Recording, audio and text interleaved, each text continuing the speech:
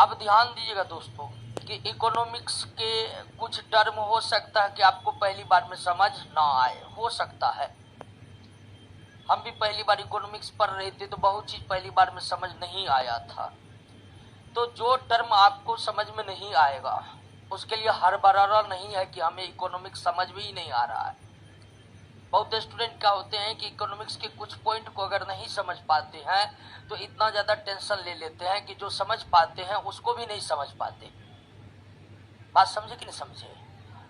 तो एक आध पॉइंट ना समझे आप, इसके लिए उतना टेंशन नहीं लेना है कि जो समझे वो भी मस्तिष्क से निकल जाए। और ये आपको होगा आगे जैसे जैसे इकोनॉमिक्स के चैप्टर, हालांकि बहुत धीमी गति से हम इकोनॉमिक्स को ले जाएंगे ताकि आपको पर्याप्त समय मिले उस पर खुद से प्रयास करने का और बहुत तेज प्रयास करने का। तो हम धीमी गति से इकोनॉमिक्स को आगे बढ़ाएंगे, लेकिन आप याद रखिएगा कि पहली बार में सब कुछ समझ में नहीं आता है।